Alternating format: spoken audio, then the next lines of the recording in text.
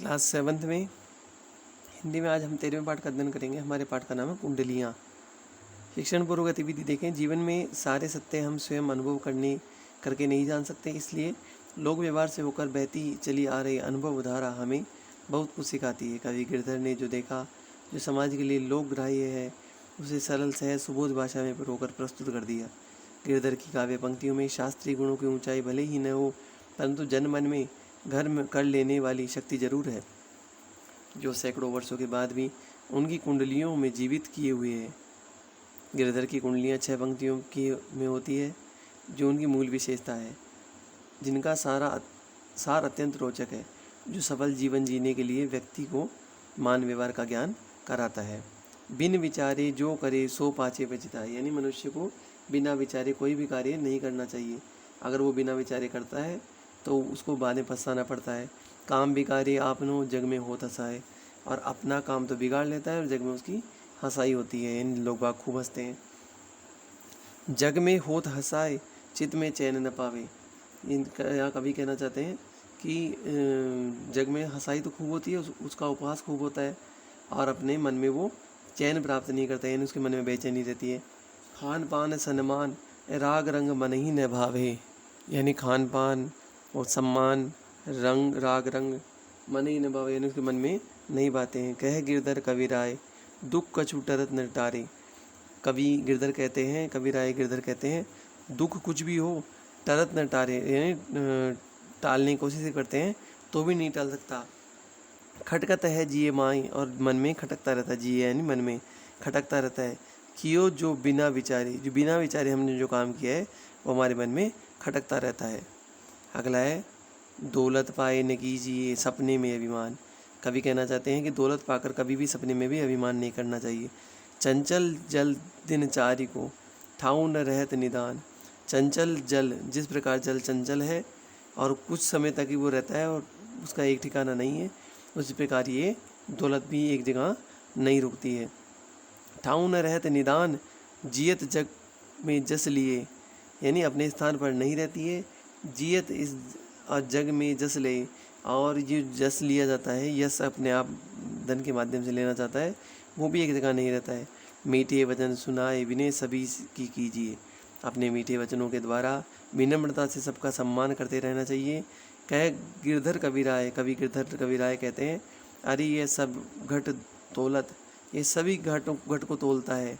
पाहुन निसी दिन चारी रह सबई के दौलत, यानी पाहुन निसी कुछ समय के लिए हमारे पास वो रहती है, बाद में वो अपने आप दूसरी जगह पर चली जाती है। अगला देखिए, गुण के गाहक सहस नर बिनु गुण लहे न कोई, यानी गुण के तो अगर आदमी में गुण होते हैं तो अनेकों आदमी उसके साथ में लग जाते हैं, अगर गुण नहीं है तो कोई भी साथ नहीं लगता। जैसे कागा कोकिला शब्द सुने सब कोई, जैसे कव्य का और कोयल का शब्द सभी सुनते हैं।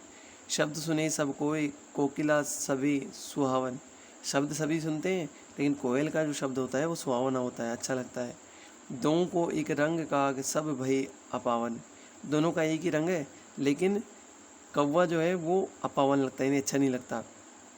कह गिरधर कवि राय सुनो हो ठाकुर मन में बिनु गुण लहे न कोई, सहस नरगाहन गुण के। कवि गिरधर कवि राय कहना चाहते हैं कि अपने मन में ये बात बिठा लो कि बिना गुणों के कोई वैल्यू नहीं होती है, कोई उसका सम्मान नहीं होता है। अब मनुष्य साहस करके अपने गुणों के द्वारा ही अपनी प्रतिष्ठा को कायम करने में सक्षम होता है। फिर हम एक बार कवि परिचय देखते हैं। 18वीं सदी में जन्मे गिरधर कवि राय का मूल नाम हरिदास भाट अथवा ब्रह्म भट्ट था। ऐसा अनुमान है कि गिरधर पंजाब के रहने वाले थे, किंतु बाद में इलाहाबाद के आसपास आकर रहने लगे। इन्होंने कुंडलियों में ही समस्त काव्य रचा, जिनकी भाषा अवधी और पंजाबी है। ये अधिकतर नीति विषयक है। गिरधर कवि राय ग्रंथावली में इनकी 500 से अधिक कुंडलियाँ संकलित है। कठिन शब्दार्थ आप देखें, इसके बाद क्वेश्चन आंसर। एक पद्यांश दे रखा है, गुण के गाहक सहस नर बिनु गुण लहे न कोई, जैसे कागा कोकिला शब्द सुने सब कोई, शब्द सुने सब कोई कोकिला सभी सुहावन, दो को एक रंग काग सब भय अपावन। कह गिरधर कवि राय सुनो हो ठाकुर मन में बिनु गुण लहे न कोई, सहस नर गाहक गुण के। लोग कैसे व्यक्तियों को बनाते हैं? गुणवान व्यक्तियों को। गुणग्राही लोगों की यह विशेषता है, गुणों का सम्मान हर जगह होता है, इसलिए मनुष्य गुणवान होना चाहिए। वर्तमान में गुणों की पूजा होती है। गुण शब्द का शुद्ध अर्थ नहीं है गुण। काग और कोकिला में क्या अंतर है? राग के आधार पर कोयल की मधुर वाणी होती है, जब एक कौवे की कर्कश वाणी होती है। अगला क्वेश्चन है, दौलत सबकी परीक्षा कैसे लेती है? दौलत आती जाती रहती है, मनुष्य को विचलित नहीं होना चाहिए। हमें अपने अंदर कैसे गुणों का विकास करना चाहिए? सद्गुणों का। बिना विचारी कार्य करने से क्या क्या हानि होती है? बाद में पछताना पड़ता है। दौलत पाकर अभिमान क्यों करना उचित क्यों नहीं है? क्योंकि दौलत अस्थिर आती है और जाती रहती है। धन दौलत को मेहमान की संज्ञा क्यों दी गई है? जैसे मेहमान आते जाते रहते हैं, उसी प्रकार दौलत भी आती जाती रहती है। यानी पाहुन एक शब्द आया था, यानी जिस प्रकार पाहुन आते हैं यानी मेहमान आते हैं, वैसे ही दौलत भी आती जाती रहती है।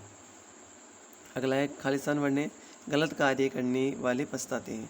दौलत प्राप्त करके हमें अभिमान नहीं करना चाहिए। हमारी वाणी में हमेशा मिठास होनी चाहिए। हमें सदाचारी होना चाहिए। दूसरों के सद्गुणों का आदर करके उन्हें अपनाना चाहिए। अगला क्वेश्चन है, हमें सबके साथ कैसे व्यवहार करना चाहिए? विनम्र। हमें कोई भी कार्य करने से पहले भली भांति विचार कर लेना चाहिए। मेहमान की तरह किसका आना जाना बताया गया है? दौलत का। अगला हमें संज्ञा देखनी है, व्यक्तिवाचक है, जातिवाचक है, भाववाचक। व्यक्ति तो विशेष हो जाता है, जाति पूरे समुदाय का बोध कराती है और भाव उसका भाव प्रकट होता है। जैसे गिरधर एक नाम हो गया, व्यक्ति विशेष हो गया तो व्यक्तिवाचक संज्ञा हो। जग संपूर्ण संसार का बोध करा रहा है, लेकिन एक विशेष हो गया, इसलिए संसार का बोध हो रहा है इसके अंदर, तो व्यक्तिवाचक हो जाएगा, एक वचन है इस वजह से। फिर है, इसको आप जातिवाचक में भी डाल सकते हैं, जग में, क्योंकि जग संपूर्ण का बोध करा रहा है, संपूर्ण संसार का, इसलिए आप इसको जातिवाचक भी कर सकते हैं। इसको आप जातिवाचक कर लें, ज़्यादा श्रेष्ठ अच्छा रहेगा। फिर अभिमान, अभिमान को केवल महसूस किया जा सकता है, यानी भाववाचक है। कागा कौवा है, जाति का बता रहा है। कवि जातिगत बता रहा है, जाति के बारे में बता रहा है, कवि कोई से भी हो सकते हैं। फिर है दौलत, ये भाववाचक। दौलत केवल एक महसूस की जा सकती है, ज़्यादा है कम है वो केवल महसूस की जा सकती है। गाहक यानी गाने वाला, ये जाति का बोध करा रहा है। कोकिला ये ईश्वर का यानी भाव का बोध करा रहा है। फिर आपके पास विविध कौशल, इनको आपको पढ़ के इनको अध्ययन कर सकते हैं। क्वेश्चन नंबर 5 तक आपको गृह कार्य में करके जांच करवाना है।